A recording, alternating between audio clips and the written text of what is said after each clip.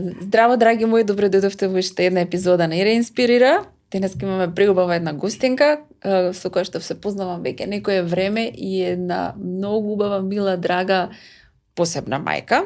Добре дојдев, Росинче. Добро те најдов, Ирина. Благодарам за поканата. Така.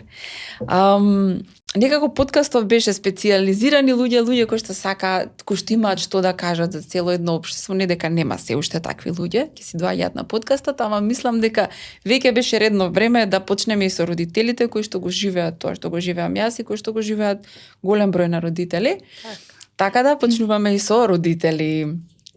Сега денес ќе поставаме многу прашања, затоа што мислам дека има многу прашања на кои што сакаме да си дадеме одговор, да се споредиме со некого, да видиме каде се наоѓаме ние во целата таа приказна. Првото прашање. Ако некој те види денеска, значи смирена, насмејана, спокојна, таква каква што си, барам јас како што те гледам, кој дел од твојата приказна луѓето не може да го видат? Да, најчесто и добивам коментари или комплименти, нели, за мојата енергија, за мојата смиреност, да луѓето не можат, не се свесни дека во позадината има долгогодишна борба со себе, нели, со стравовите, со сенките, со предизвиците, дека во позадина има рани, трауми, од најразлични животни ситуации, затоа што на крајот од денот животот е тоа, нели, предизвици, искуства, учење, лекции, тоа е оној дел што на прва не се гледа. Не се гледа кај тебе. Да. Ти си мајка на 3 деца и самохран родител.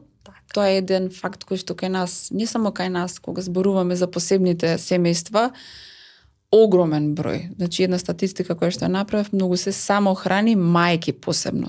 Има родители, но и се мајки. Едно од твоите дечиња нели е на аутистичен спектар. Кога веќе ќе се опишеш, кој дел од тебе вели дека ова беше тешко да го поминам, а сега веќе сум таа што треба јас да бидам. Што е она што кога себе сама ќе се опишуваш? Што беше она што беше тешко, ама сега јас сум тоа што сум? Тешко беше патот до себе.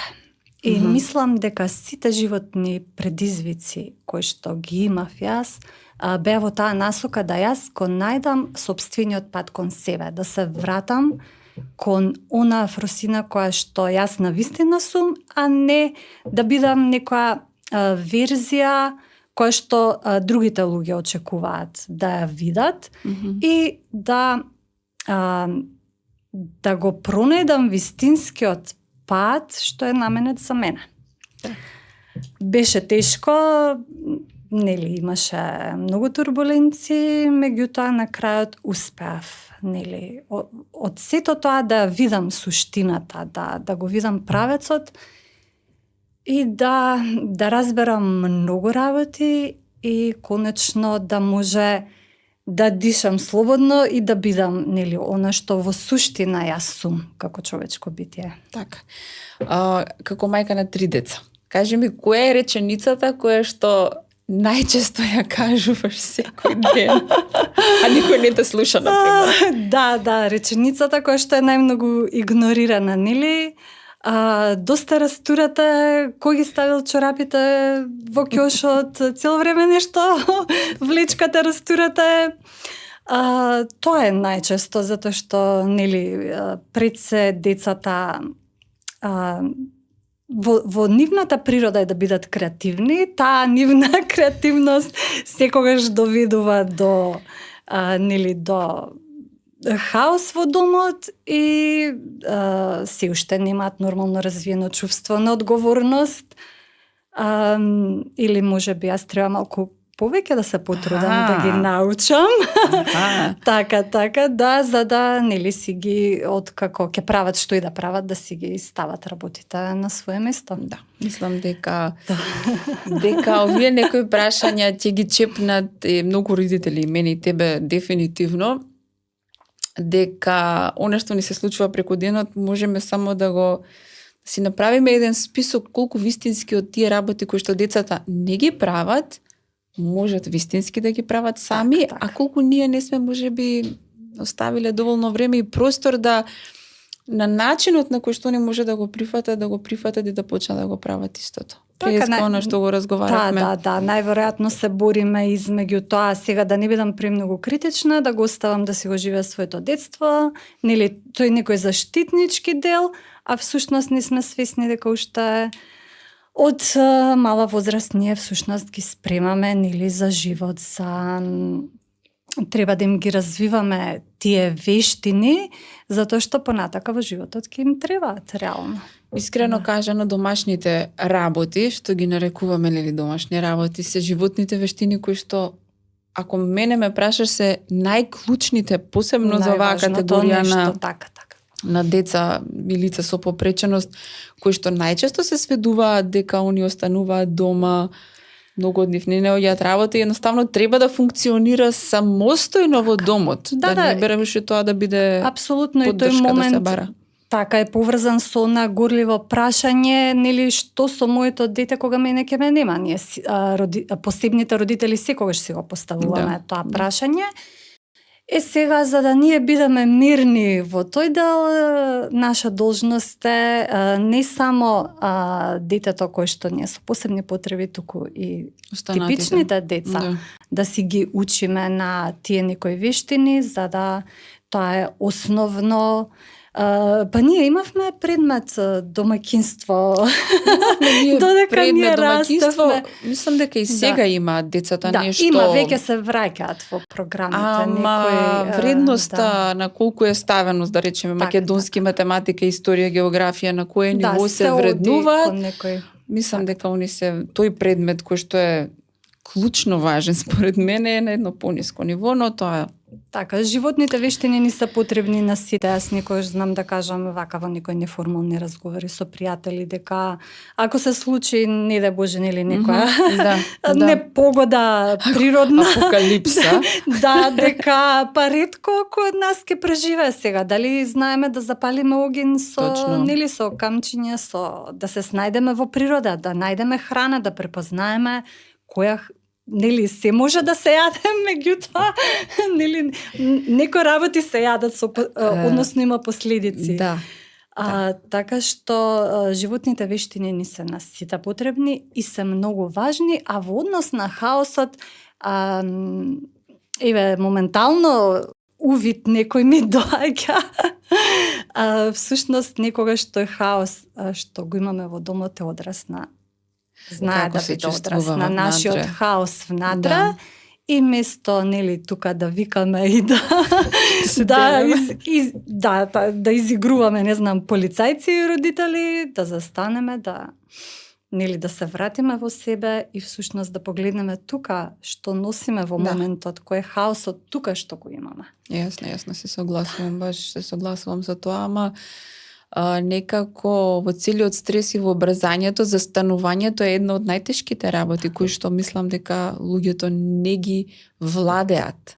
Да бидам искрена, не владеат со моментот дека треба да застанам и овој момент барем да го погледнам, ако ништо друго, не мора нешто во медитација да влеземе ние сега, па барем да го погледнам да застане и нервниот систем да рече чекај, стоп, да видиме што е состојбата. Така да ова е нешто на кое што треба многу да се работи. Мислам и цел свет веќе оди во тој правец, барем јас така гледам од сето нешто мене ми излегува на социјалните медиуми, или можеби затоа што јас го барам сето тоа и работам на сето тоа, па ми се појавува. Ја бараме вистината. Бараме одговори на прашањата, бараме затоа што нели кога еднаш веќе ќе станеш свесен пред се за себе си, кој сум јас во однос на останатите, во однос на овој простор тука, каде јас се наоѓам физички, нели, и емотивно и ментално, после тоа работите си одат, значи, прашање по прашање, одговор по одговор, свеста, нели се проширува и почнуваат некои процеси. Нели, некој што знае да биде многу интензивно, некој знае пауза малку, Нели, така си има некоја своја динамика. Добро, секој мислам Да. дека со своето искуство, Така, со апсолутно, присутноста, имајќи во предвид колку од родителите се уште заглавени, посебно децата што се во рантицки развој, без поддршка, во емоционални состојби кои што не дозволуваат да нели свесно го видиш тоа што треба, нели гнев и тага и Така. себе обвинување и осуденоста од страна, неподдршката, едноставно не ти даваат простор да земеш воздух, амоли да се приспиташ себе си, чекај каде јас да одам, што да правам. Тоа понатаму. Така, За тоа понатаму. Вака сега, кога беше Михаел малечок, значи, дали имаше момент кога можеше да препознаеш дека тој е различен? Да, имаше некаде после првиот роден ден или околу првиот роден ден некако почувствував дека може би има некои моменти кои што така одскокнуваат, да речеме, или се малку поинакви, или немав некоја конкретна дефиниција, меѓутоа имав некое чувство внатре во себе, и затоа што Михаел ми е второ дете, нели веќе имав искуство со едно израснато дете, со кое што поминавме веќе во тој период неколку фази, нели во развојот, и веќе имав некоја слика и идеја што значи мајчинство, што значи растење на дете и фази во тоа растење. И тоа беа некои суптилни, да речам, знаци кои што едноставно беа тогаш само на некој ниво на внатрешно чувство, а јас не знаев како да ги дефинирам. Да ме прашаше некој во тој момент, јас немаше да знам да кажам што не е во ред или што е нешто е различно. Да. Еве, да не ги употребуваме тие изрази дека нешто не е во ред, меѓутоа нешто е различно, нешто се случува. Чувството е поинакво. Така, да. Во периодот додека бев бремена со третото дете, некако, нели, тие рецептори кај мене како да почнаа да се изоструваат, и веќе кога се роди третото дете, тогаш веќе настана, дојде до некоја кулминација во однесувањето на Михаел, затоа што Калина му беше некој вид на тригер, затоа што сега веќе одеднаш има некој друг кој што мама го држи. Значи, моето место веќе тука како да е одземено. Значи, тоа се чувствуваше во неговото однесување.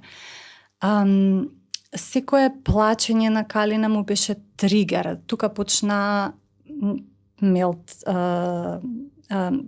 тантрумите и мелтдауните.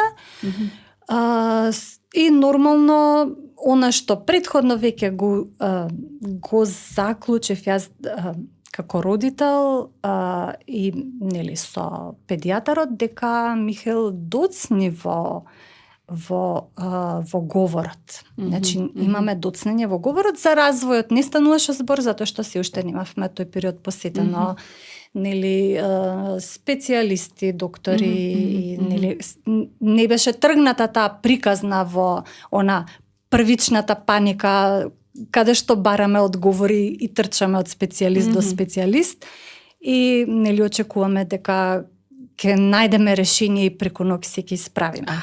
Да, тој момент дека ќе отидам сега на овој доктор и тој ќе ми каже што да се напијам и дека детето ќе биде добро. Така, она магично, нели? Да, се сеќавам. Се сеќавам на чувството. Да, тоа сите сме ги поминале тие фази. И тука нели се запали веќе алармот, затоа што емотивно беше исцрпувачки, нели, затоа што имав бебе кој што нели треба да го дојам, да му посветам внимание, имам од друга страна детенце кое што постојано доживува тантруми и очигледно веќе има некои големи емоционални проблеми. Од друга страна, нели, бракот и обврските што си ги носи, тука и најголемата ќерка која што тогаш беше во некои пубертетски години, која што исто бараше внимание, нели, и посебно внимание и грижа.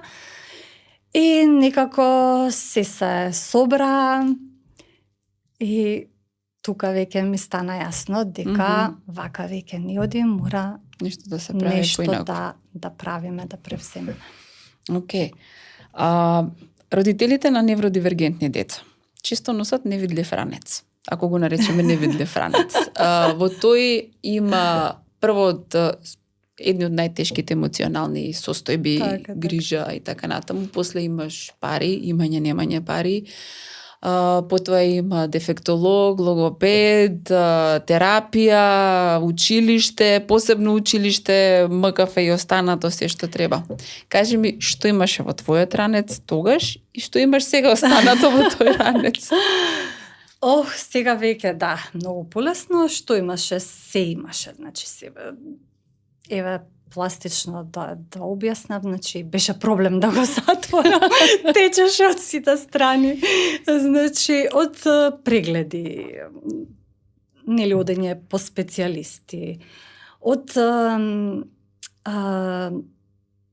дефектолози, логопеди, од терапии, суплементации, од непроспиени ноќи во истражување, во барање одговори, превртување на интернетот, нели, во обид да се разбере состојбата, во обид да се најдат решенија, од тоа дека се чувствував сама на цел свет, затоа што немав систем на поддршка, затоа што никој не ме разбираше и затоа што на сите врати кај што ќе тропнев, држејќи го Михил за рака, и каде што очекував дека ќе добиам помош, јас не идував на осуда. Тоа во разговори со други родители. Сите го имаме поминато това. Значи, осуда од оние каде што одиш да побереш помош и каде што очекуваш дека ќе бидеш разбран, дека ќе добиеш некаква утеха, дека ќе добиеш едно не грижи се мајка, ќе биде детето добро, само работа, многу љубов и така натаму. Меѓутоа тој одговор не можам да кажам дека не го добив никогаш, го добив од некои прекрасни луѓе кои што ден денес ми се драги, кои што работеа со Михаил, некои ден денес работат, значи тоа се оние стручни специјални едукатори или како и да се нарекуваат. Тука имавме ние некоја среќа да кажам и љубов една и сум презадоволна и благодарна. Имало многу во тој ранец, значи и тага, и без некогаш сама на себе, некогаш на останатите, и обвинување, и од типот каде сгрешив јас, нели, барање на собствената грешка, па одеднаш не сум јас виновна, тој другиот е виновен. Всушност, едноставно, знаеш како јас гледам на овие работи? Вака во како едно сознание ми дојде сега скоро, можеби пред ден-два, дека всушност што е убавината на животот во тој диверзитет. Ги гледаме овие цвеќиња, нели? Значи, ги имаме во различни бои. Секој си има своја убавина. Не може да кажеме дека ова е пубаво или другото. Така, барем мене ми дојде тој концепт, можеби некој нема да се согласи со мене, можеби. Тоа не значи дека ако гледаме на посебните состојби, дека од аспект на диверзитет, дека ние нешто сега тука оспоруваме или не даваме легитимитет на болката, затоа што меѓутоа тоа е пошироката слика. Едноставно нема и вакви, и такви, и онакви. Некој ќе се соочува со со проблемот дека има дете со посебни потреби во семејството, некој нема да има таков проблем, но меѓутоа има некаков друг проблем во животот. Тоа е таа некоја поширока слика, ама не значи дека сега нели со ова гледиште дека јас ги оспорувам, затоа што сепак и јас сум нели од таа страна каде што си го изживеала веќе истото. Да, и може би чувството кога некој ќе надмине одредена граница. Некогаш доаѓа со работа на себе, а некогаш доаѓа со годините. Затоа што семејствата вака кога ќе погледнам каде што имаат постари веќе се пораснати, значи повозрасни се лицата, животот ги троши. И веќе знаеш како се станува помалку важно. Се гледа да се истера денот, да се биде тука, значи на најелементарните работи се дава некаква енергија, затоа што најчесто не работат, да речам, тие родители можеби не знаат, можеби не биле во таква околина да научат како да ја се регенерираат во таа енергија, па да имаш повеќе можност, а ниту пак да речам системот околу нас нуди. Системот. Ние родителите, да, за децата, значи ние имаме, не можеме да речам, секогаш во системот има проблеми, пропусти, секогаш може да биде подобро, но меѓутоа дека веќе сме стигнати до некој ниво каде што има услуги, има можности, има простор, нели, да се работи со децата, да напредуваат и така натака, значи имаме достигнато некој ниво каде што да кажам е задоволително, но меѓутоа ние родителите се уште сме таму некаде фрлени, невидливи, нашите емоции, нашата ментална состојба, нашата емоционална состојба не се зема во предвид. Ние сме секогаш силни, ние сме секогаш јаки, ние можеме, ние сме борци. Знаеш како тоа некое тапкање по рамо. Мака рамото значи подолем веќе. Рамото веќе малку заболува. Меѓутоа, јас ги разбирам и другите луѓе кои што, нели, бидејќи нормално она што го немаш искусано, што искуствено не ти е познато, дека нормално не можеш да го разбереш до крај, ги разбирам дека ги плаши непознатото. Затоа сум јас секогаш отворена, значи, во однос на состојбата на Михаел, и тука да, сега ми текнува, има еден многу важен момент околу прифаќањето и помирувањето. Значи, дали ние ќе прифатиме дека во ред, значи, мојот живот веќе ќе биде не е каков што беше и нема да биде како што јас сум замислувала. Точно. Работите се такви какви што се, значи, тоа е прифаќањето, може би јас грешам, но меѓутоа помирувањето мене повеќе ми оди во насока дека јас сега се помирив со судбината, тоа е што е, некако ми оди во насока на инертност, дека тоа е тоа и сега јас што и да превземам, нема ништо да сменам и некако... Може би ова оди во чувството на целосна, не знам, се ослонуваат на системските решенија, може би тоа што системот, значи се тие родители, луѓе воопшто, имаат чувство дека некој друг треба да ги обслужи, нели, системот. Воглавном, така, да. Некако своето влијание и онаа одговорност која што ја имаме, нели, нашиот капацитет да одговориме на тоа што ни се случува, некако е на минорно некое место ставено, и затоа можеби таа летаргичност и што викаш, инертност се појавува, па тоа ако не се случи, јас не можам ништо. Така, некако како да забораваме на собствените капацитети, како да забораваме на самите себе, значи во суштина, ако сакам јас моите деца да бидат добри, нели, во смисла, нели, да имаат мир, да имаат, тогаш јас треба да бидам добра. Јас треба да бидам здрава, да бидам ментално и емотивно во еден мир, во еден баланс, нели, колку што е можно, не дека во текот ај со среќа. Океј, вака сега, значи се многу важно прашање за твојот нервен систем. Добро. Ако твојот нервен систем имаше етикета, посебно на времето, кога се вака беше, што би пишувало на етикетата? Стој подалеку, немој случајно да допреш со прстата високо запалива материја. Во секунда те избувнува. Да, така.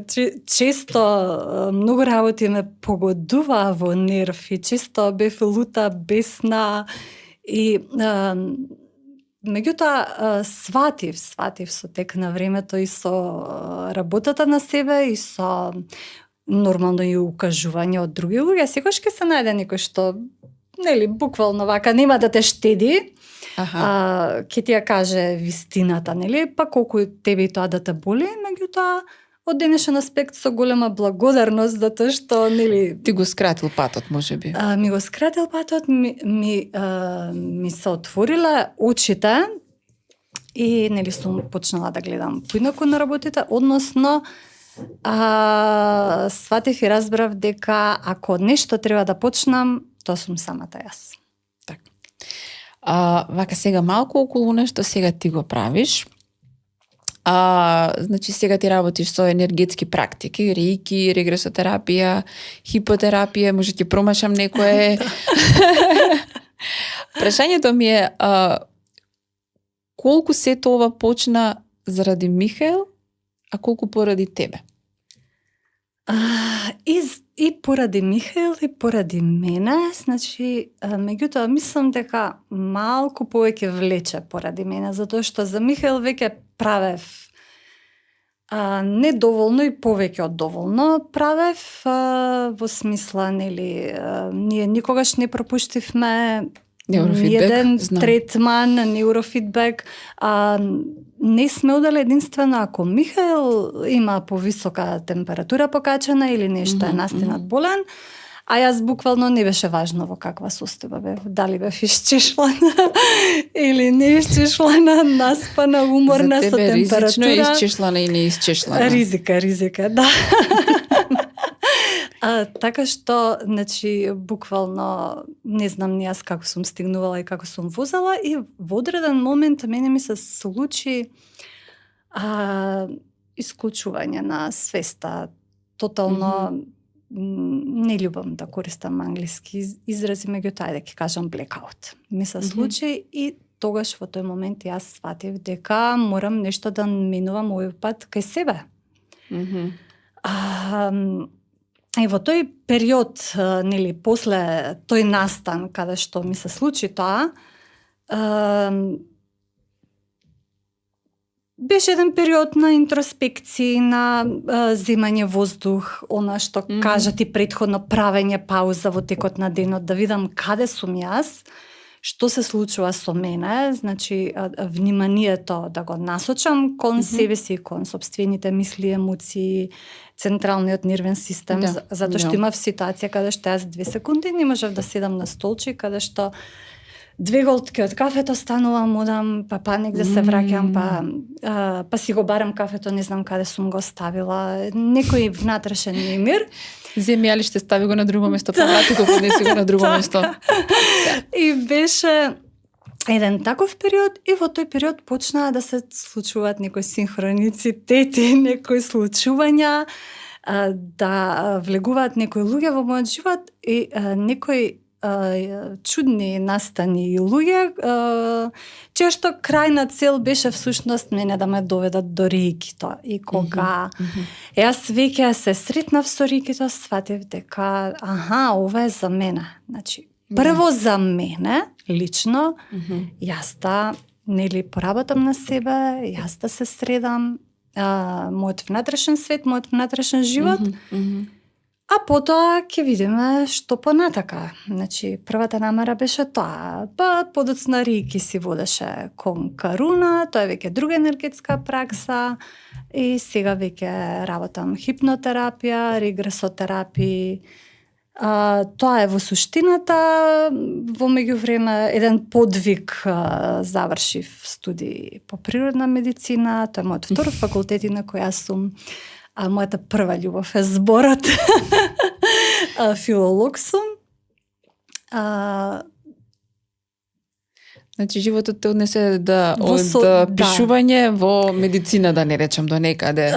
Да, во тие некои холистички техники и пракси, и во една прилика колега еден, мојот многу драг од факултет, ми рече: Фросина, тоест ми пише порака: Фросина, јас те пратам веќе години како ти зборуваш и објавуваш, нели, на социјалните мрежи за овие твои теми. И вика, на почетокот, вика, не верував дека ова долго време ќе те држи, затоа што ти си филолог и, нели, филологијата нема никаква допирна точка со ова.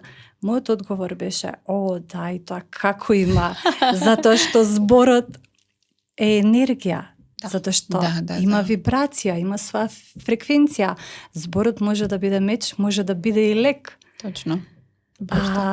Така што убавото изразување, убавото пишување, пишувам и поезија исто, внимавањето и негувањето на јазикот и на финисите од секогаш имале важно место во мојот живот, и успевам тоа сето да го склопам заедно со реикито, со каруната, со енергетските пракси, со хипнотерапијата, со регресиите.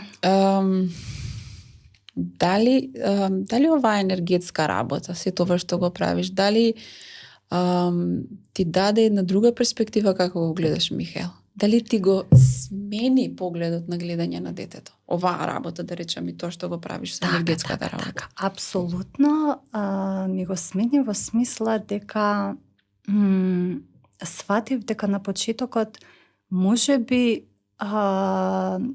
се постави во целата таа ситуација дека Михаел ми стана еден проект, не сакајки, нели, несвесно, каде што јас сега, нели, се посветив денонокно, учев, истражував, читав, применував, и во еден момент сватив дека си реков: каде сум јас како мајка во целава ситуација? Јас се изгубев себе си во, нели, мајчинскиот аспект, и не само кон Михаел, и кон другите две деца што ги имам, кон моите кирки. И тоа беше еден момент кај што чувствував малку и вина, и каде што си реков на крајот од денот, значи јас сум тука да им пружам љубов, да им пружам се што им е потребно, да ги научам, да ги израснам, а не да се обидувам да поправам работи кои што можеби и не можат да се поправат. Можеме ние да ги подобриме, нели, аспектите на живењето и на функционирањето.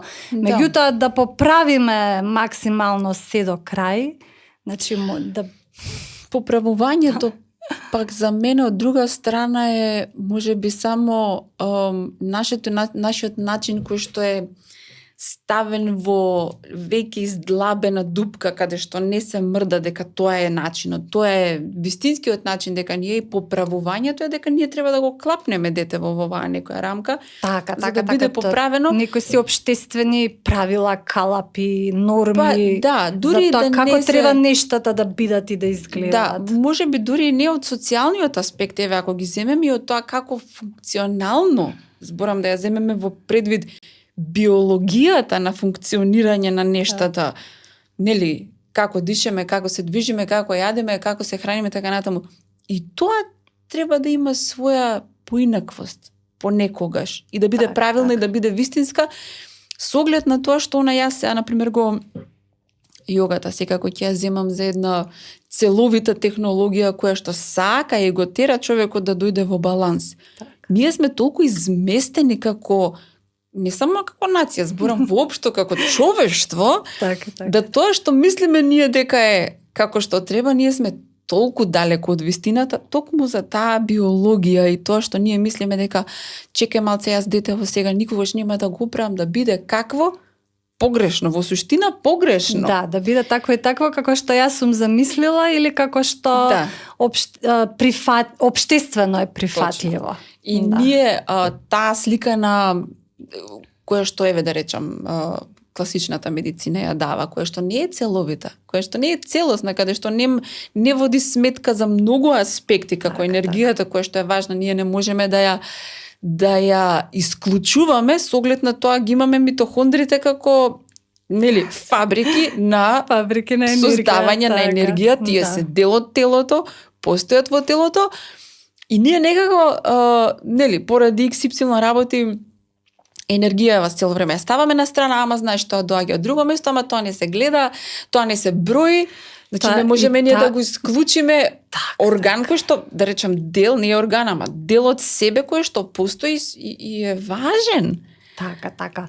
Апсолутно, значи, медицината, алопатската медицина официјалната, го гледа човекот и го третира само како физичко тело.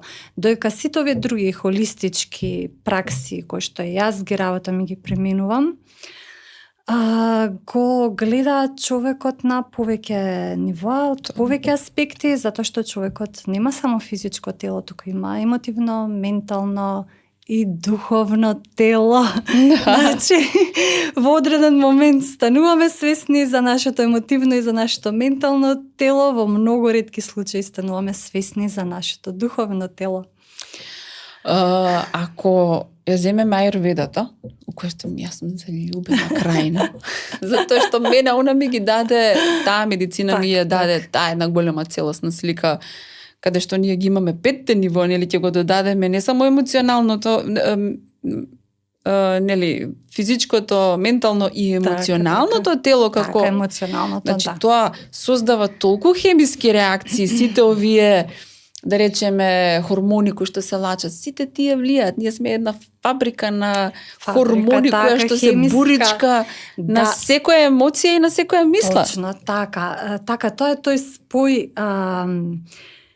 хемиската фабрика и со емоциите, затоа што емоциите се тие кои што влијаат на хемиската фабрика, што ќе произведе денеска во текот на денот.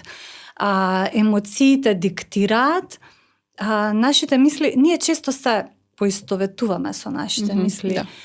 На нашите мисли не треба секогаш да им придаваме многу големо значење. Не, со нив.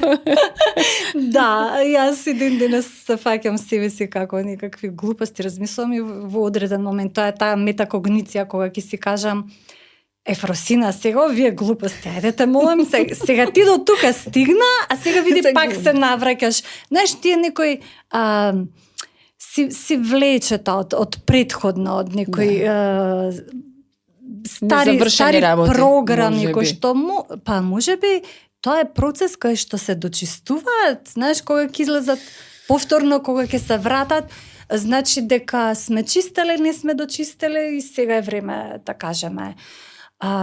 Така што ако гледаме сега да не ме разбереш погрешно или било кој, јас не сум доктор, меѓутоа од некои мои истражувања и проучувања од квантната физика и квантната медицина како настануваат, како доаѓа до болест или одредена здравствена состојба на физичко ниво. Значи, прво се почнува на енергетско ниво. Каде што влијание си имаат мислите, влијание си имаат емоциите, почнува да се менува вибрацијата во нашето тело и сега организмот си има своји механизми на компензација. Значи, успева да компензира. Се до оној момент додека состојбата трае, тие процеси траат многу долго време, каде што организмот веќе ќе ги исцрпи ресурсите и понатака веќе не може да компензира и почнува да се адаптира на ново настанатата ситуација. Тоа е, знаеш, кога ќе кажеш се адаптира, вака звучи супер, меѓутоа не е супер, затоа што ново настанатата ситуација не е добра.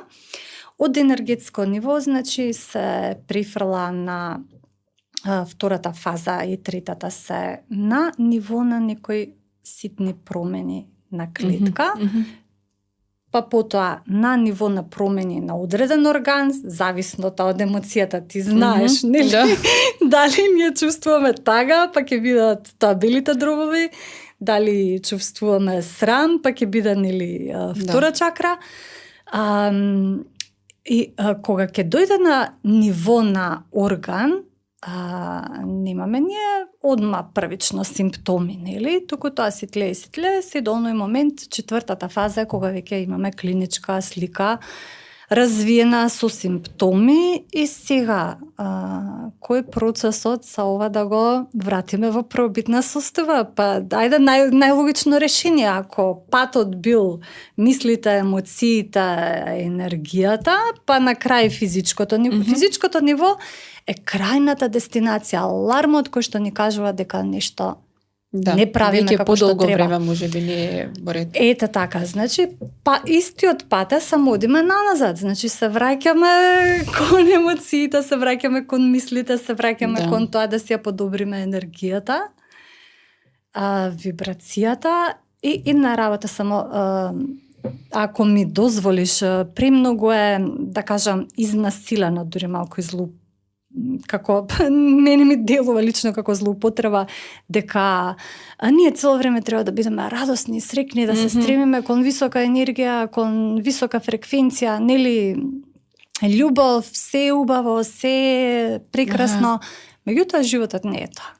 Животот не е. Животот е процес, животот е нели учење на лекции, раст, созревање, затоа ни ги дава животот тие предизвици. Ние не треба да ги негираме нашите емоции. Јас секојдневно, нели, знам во текот на денот да почувствувам и лутина, и некогаш и без, некогаш да бидам и тажна без некоја конкретна причина.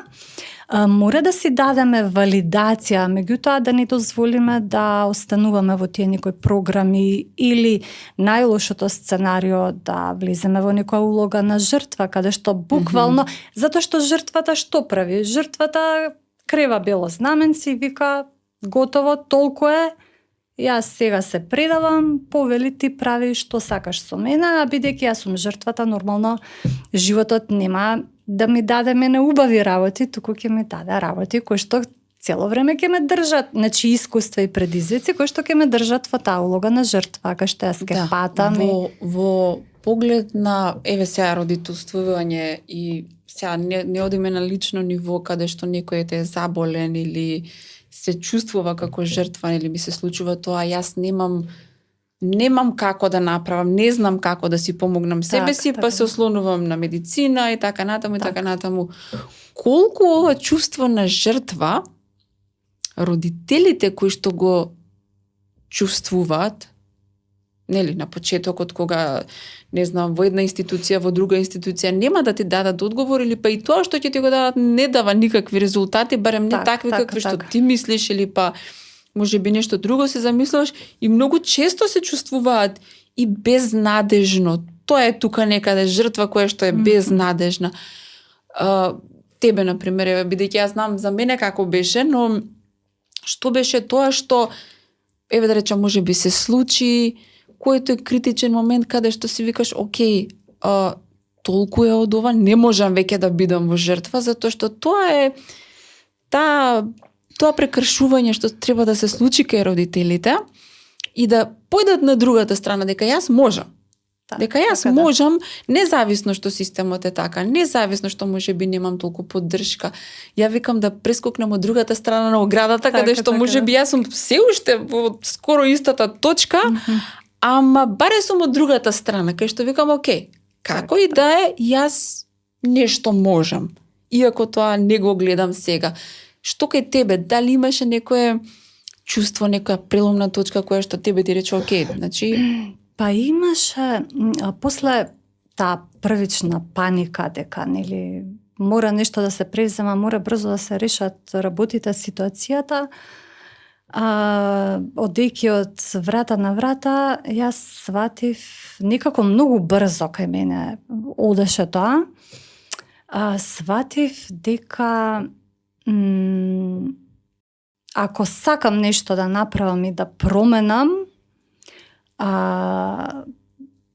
да му помогнам на моето дете, дека во тој случај морам јас самата да нешто превземам, па тоа ме втурна после во Точно. Ете така, не беше признавам дека не беше најпаметното решение, затоа што се ставив премногу на собствената чинија, па после не можеш да изџвакаш се до крај, нели? Да.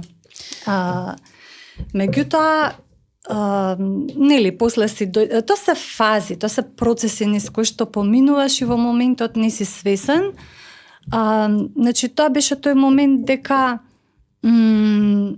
не можам да ги и не треба да ги оставам работите, нели, во туѓи раце, дека морам јас нешто да превземам. Прво, јас да сватам, да разберам што е тоа што му се случува на моето дете, затоа што за мене аутизам беше непознат збор. Тоа беше нешто што им се случува таму на другите деца. Да, точно, тоа нели нас не може да ни се случи. После влегов во друга крајност, сега сум тука негде балансирам, нели? Барем се надевам дека балансирам, да. Сега ова што го рече, значи, мислам дека сигурна сум дека тие кои што прескокнуваат од другата страна на оградата, така како што ја прескокнав, значи следниот чекор е со оглед на тоа што нема добра поддршка системска, луѓето велат, оке, јас морам ова да го земам во свој раце, прегоруваат. Тебе ти се случил блекаут, мене ми се случија панични напади, так. И што уште не на родителите им се случува, за да мора да подзастанат. И за жал, и кога ќе подзастанат, повторно продолжува таа приказна дека поддршка нема. Сега се радувам затоа што сега во моментот баш го почнав тоа што го почнав, тој еден проект, нели, од каде да почнеш. Така, да. Затоа што, не за друго, затоа што толку мене достасуваше таа поддршка. Јас најголемата поддршка ми се чини ја добив од семејство. Значи, кога ќе си погледам наназад, колку што научив кај едно семејство кое што има дете со аутизам, беше поголемо од Кан, одев на гости неколку недели поред. Значи, тоа беше како ја додам на факултет. Од веќе изживеано, веќе најкратките патишта, најдени направени. Да. Значи, буквално седевме на маса по 8 сати.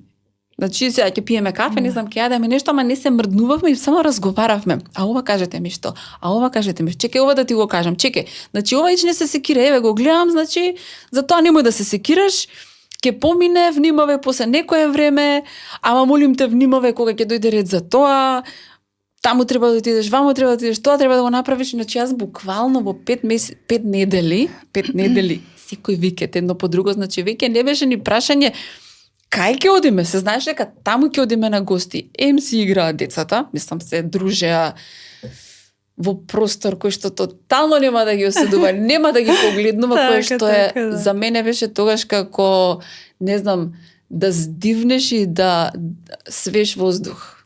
Да земеш свеж воздух. Да отидеш на гости и не се грижиш и да заборавиш дека си отишол на гости, затоа што пред тоа се беше дали да отидам, дали да не отидам. Па ако отидам на гости не можам да седам затоа што одам по него цело. Не фаќај таму, те молам, внимавај на тоа, внимавај да не ти падне, да не падне, да и онака се откажуваш после некој време. Кажеш, налет не одам на гости затоа што тоа не се гости, не е тоа нити дружба, нити социализација.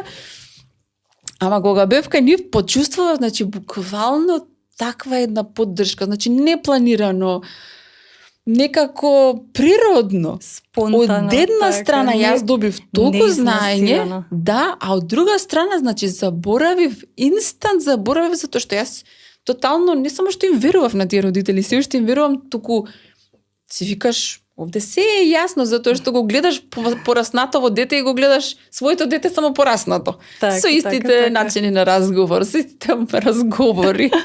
Така да, од таму, од тоа што нешто мене ми досташуваше и секако јас имав некаква среќа да сретнам такво семејство, такви родители и јас се обидував после тоа да бидам тој некој на други семејства, на други родители и бев и многу прашања, едноставно некако ми се чини во последниот период се налутив, реков добро мајко му стара, додека по еден вака кажувам, значи дај заедно на сите да си помогнеме, да си кажеме, затоа што нема друга. Значи и кога ќе погледнеме веќе во светски рамки каде што на многу повисоко ниво е целата оваа поддршка за светот за аутизам, зборам и невродивергентни поинаковости. Значи родителите се далеко високо на таа пирамида кој е важен и кој треба да се слуша и кој ги прави промените дури на државно ниво. Ние овде ако не па да не се видиме во очи. Да. Што е страшно. Мило ми е што нели ја почна темава затоа што е важна тема. И кога ќе се вратам јас назад, кога јас бев изгубена во целата ситуација, нели, немање систем, немање поддршка, немање ништо, се најдоа родители со искуство, нели, исто како што ти сега кажуваш, кој што мене ми помогна, нели, баш, нели, со такви конкретни насоки. Каде да одам, каде да не одам. Ако отидам ваму, што да очекувам, како да постапам, што да побарам, затоа што ние реално во таква ситуација ние не знаеме ни што треба да побараме за нашето дете, што ни следува, кои се законите, кои се прописите, кои се нашите права, кои се услугите. Јас сум премногу благодарна за таа помош. Чисто пати ти ми си имаш најдено во некои такви ситуации. Ало Иренче, нели, па со плачлив глас имам ваков и ваков проблем, те молам. Па ти, нели, со целата таа твоја смирувачка енергија и тон си ми објаснила, си ме утешила, си ми дала насоки и тоа е многу важно и јас таа благодарност нели, секогаш ќе чувствувам и сакам да возвратам и треба да возвратиме. Така што несебично сето моje искуство го делам со секој еден родител што ќе ми се обрати, затоа што сметам дека треба да градиме ние родителите една таква заедница каде што пред се ќе имаме поддршка, разбирање, неосудување, затоа што сите ние кога се соочуваме со една ваква тага, една ваква болка, еден ваков предизвик, знаеме да нели да паднеме, знаеме да и да не носиме одлуки, нели вакви, такви или онакви одлуки што не треба да ги носиме, така што без осудување, со многу разбирање, едноставно да го видиш човекот пред тебе што стои, што дошол за помош, да подадеш рака. Треба да градиме некоја таква заедница каде што првенствено ќе си помагаме меѓусебно, а потоа кога ќе станеме доволно силни, веќе спонтано ќе си дојде тоа влијание врз општеството, врз системот, каде што ние ќе си побараме промени и ќе биде неизбежно да ги добиеме. Мислам дека не знам, во вие 10 колку, не знам, можеби 15 години веќе се сторат откако, да речам, моето дете нели во таа друга приказна. Некако се ме враќа мене. Колку пати да нели ќе одиме, не знам, на протести, ќе одиме, ќе бараме барања, ќе го бараме регистарот, еднаш, два пати, три пати, пет пати, 100 пати една политичка партија, така. И некако се ме враќа на тоа дека мора да се вратиме на нас. Значи нема, значи како да се свртиш наопачки вака така, ние сме тие кои што ја држиме во рака, значи целата таа структура, само што работава е што викаш, кога сме неподдржани сега едни меѓу други, Така, секој така. тагува во својот некој меури. Сите сме по ќошиња некако напикани, се седиме во сопственото ќоше и тука ние. Знам дека како што ти чувствуваш и како што ја чувствувам дека сакам да го споделам и да му помогнам на некој затоа што знам мене како ми било тешко и колку сум сакала некој да дојде само да ми каже не се секире, стварно не се секире, се ќе биде окей. Како што јас сега можам да се успокојам и да се заземјам и кога ќе кажам една реченица, значи ова може да се поправи, ова може да се направи и ти автоматски на тој родител му даваш толкава една дистанца дека чекај малце. Може, вистински може. Сите го можеме. Колку сега за мене и за тебе може би е полесно затоа што ние сме потрошиле време да работиме на себе, на нашите деца да се сконцентрираме така како што јас не велам дека другите родители не се трудат. Не, секој родител го прави максималното за толку колку што мисли во рамките на неговите можности, способности, поимање, разбирање, значи. Сега треба да се поместат малку тие барем според мене тие уверувања каде ќе ја трошиме енергијата. Тоа е едно нешто кое што мене вака некако ми стои како голема приказна дали ќе трошиме на математика и на македонски и така ќе биде нели првото леле затоа што мене многу луѓе ми се јавуваат, многу луѓе ми пишуваат на месенџер, по улица ме среќаваат, значи колку пати видено на телевизија. Кога ќе прашам, значи прашувам, која е возраст на детето? Дали има говор детето? Так. Нели, да речам од некои рамки кои што можам да дојдам, па потоа одиме понатаму и они се, па добро, има толку години, не знам, 5-6, кажува по нешто и математика решава до 5. Математика решава до 5, значи како да ти кажам? Тотално не ме интересира, не е важно.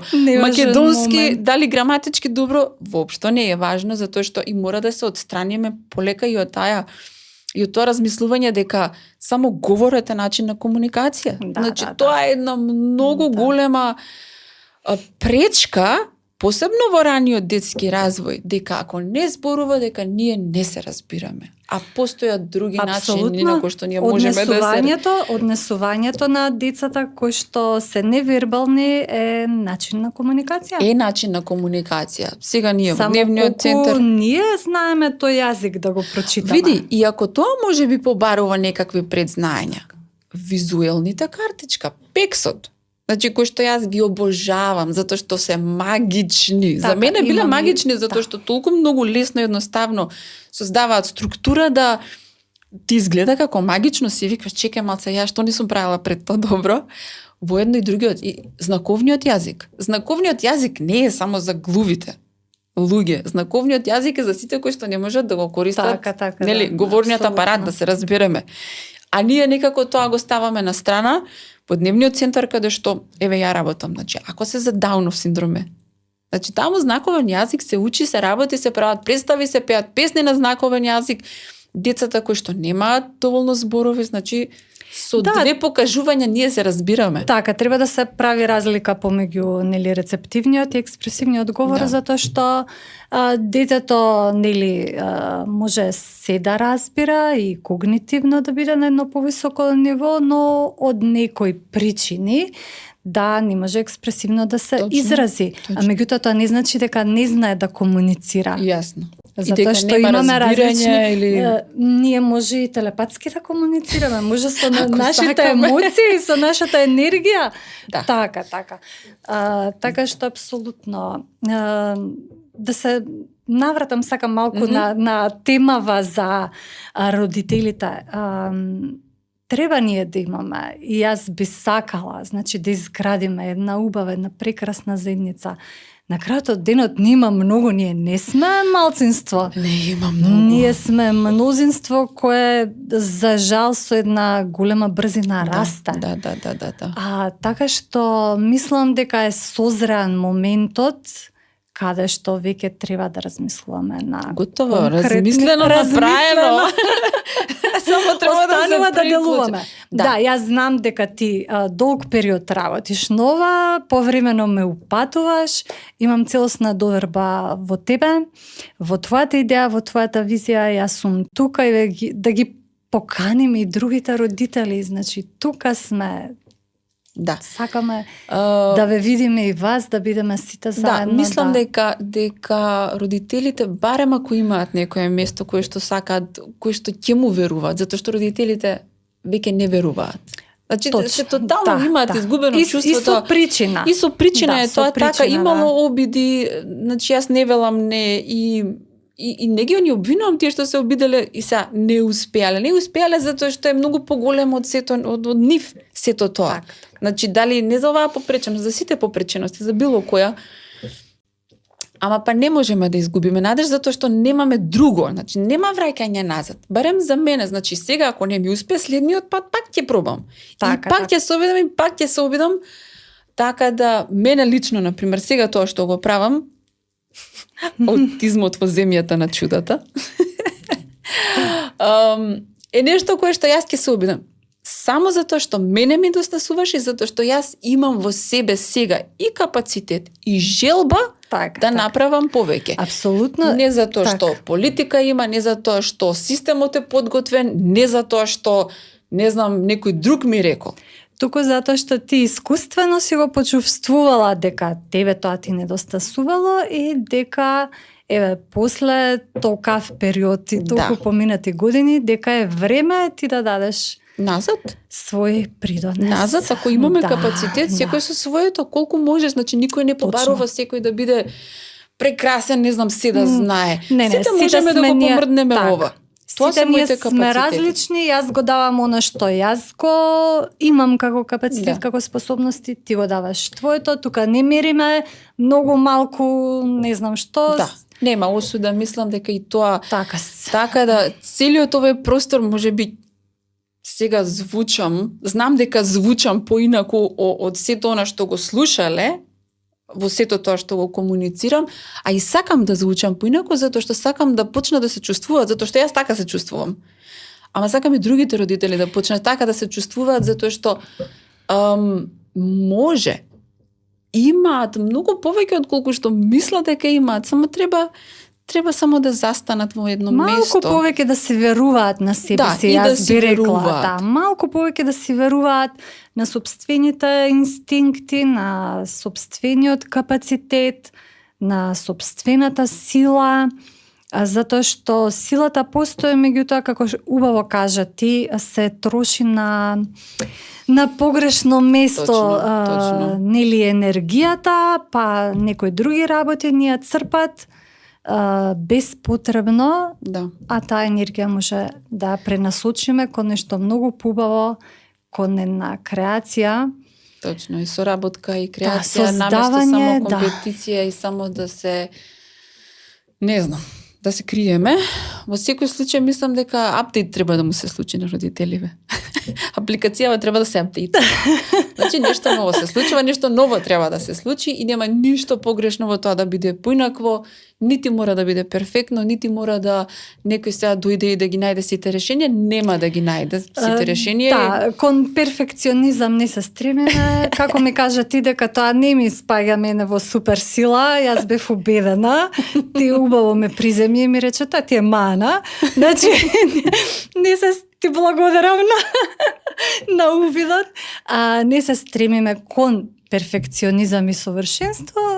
Совршенство се стремиме кон тоа да отвараме овдека простор, оставаме место да се вклучат и другите родители и секој да си дојде со своето чекмеџе, да си го донесе она што си го има како капацитет и тука сите ќе се најдеме некаде нели. Да, дефинитивно. И нешто ќе искреираме, дефинитивно. Така се, значи, од прашањата половина ги поставивме, али добро, секогаш тоа така бива.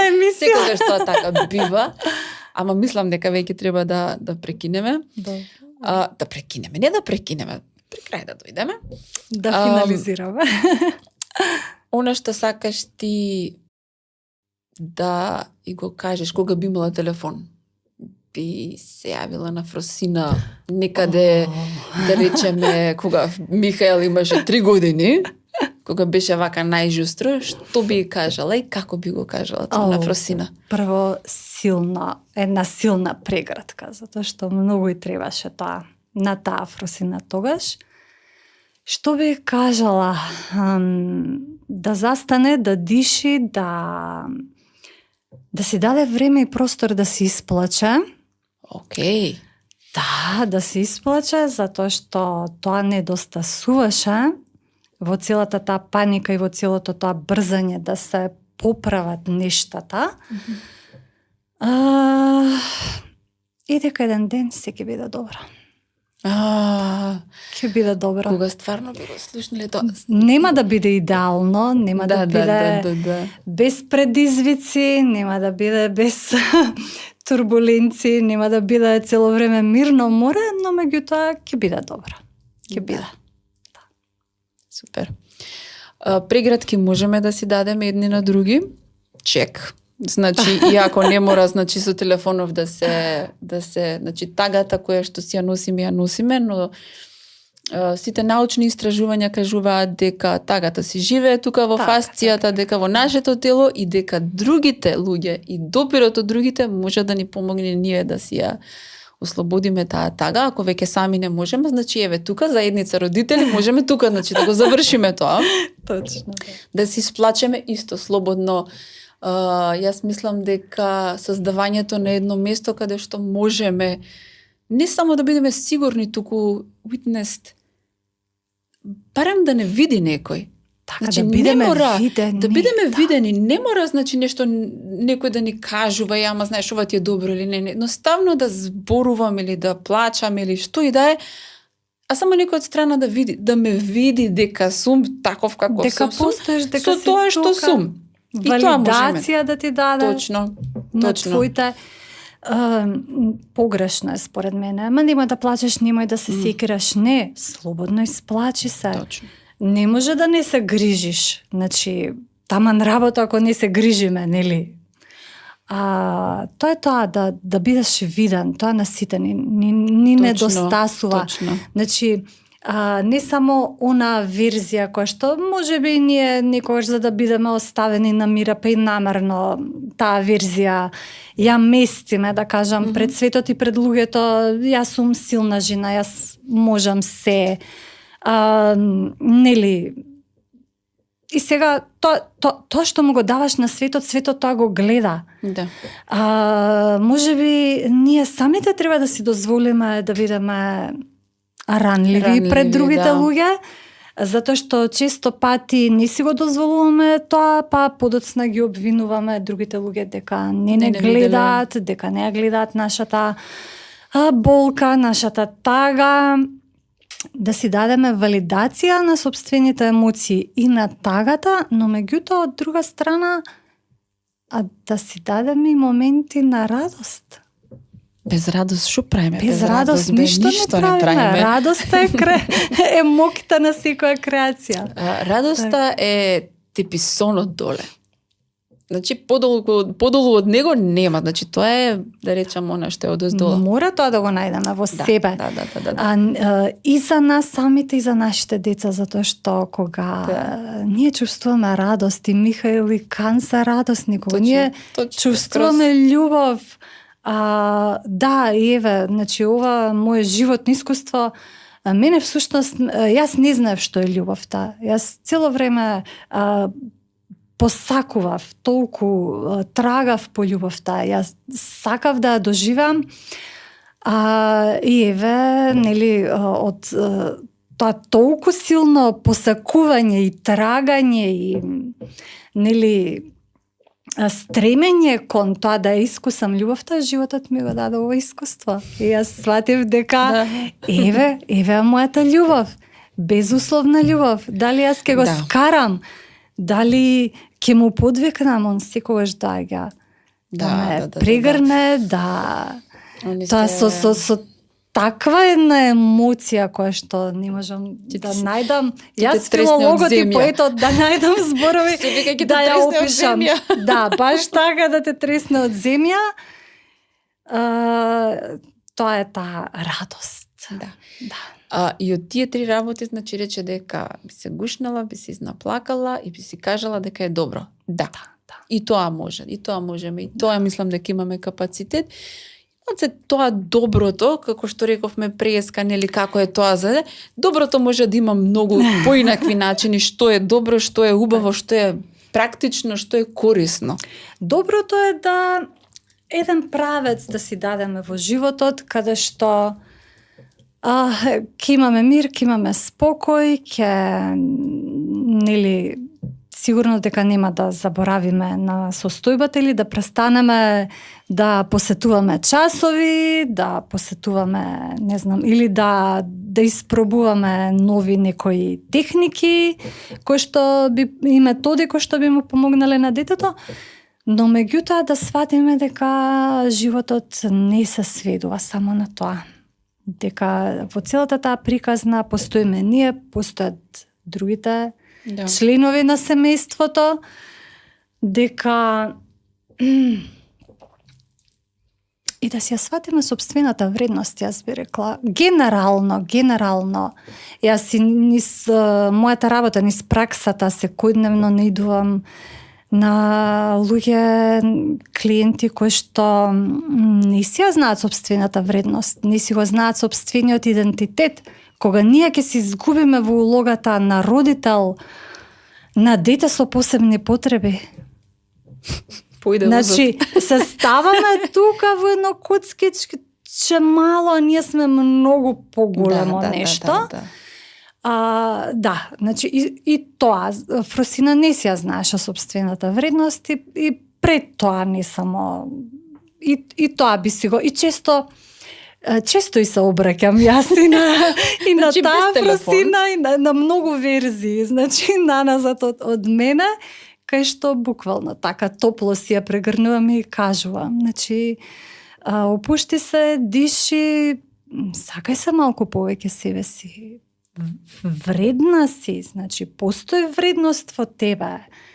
Види собствената убавина како човечко битие, значи не зборуваме за физичка или...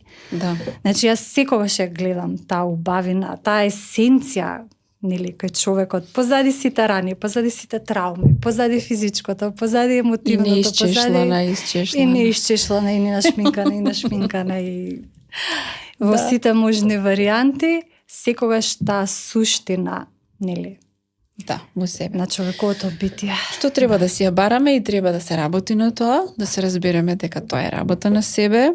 Не доаѓа тоа туку така спакувано во едно кесенце, купи го во продавница и готово завршено.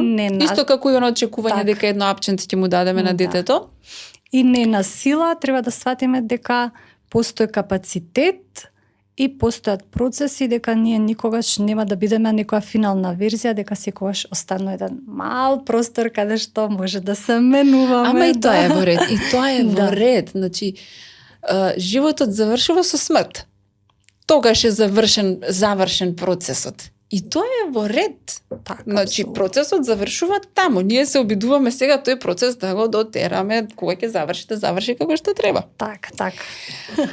Фала ти многу, злато моје. Мислам, ова е разговор како кај тебе на тераса. Да. Со кафе. И баш ми е драго што така е, затоа што само така можеме да видиме кои сме вистинските ние. Така. И родителите кои што ќе го гледаат ова да се приближат и сами кон себе и кон другите родители. Затоа што е многу важно. И целта е да се почувствуваме сигурни едни кон други, затоа што имаме што да дадеме. Сите имаме што да дадеме. Сите имаме, да. Ти благодарам многу за поканата и мене ми е многу драго што таму не ги завршивме сите прашања што некако избегавме, меѓутоа мислам дека многу важни работи кажавме, работи што мене ми се важни. И тебе, мене ми се важни. Сигурна сум дека и нив им се важни. Да, се надевам дека нели секој ден ќе се препозна и ти благодарам пред се за можноста и приликата да бидам искрена пред се само со себе, нели? И да за можноста да го кажам се она што мене тука ми лежи. И тоа ни останува да се прегрнеме. Да, после тоа. После тоа, да. Драги мои, ви благодарам што бевте тука. Се гледаме во следната епизода.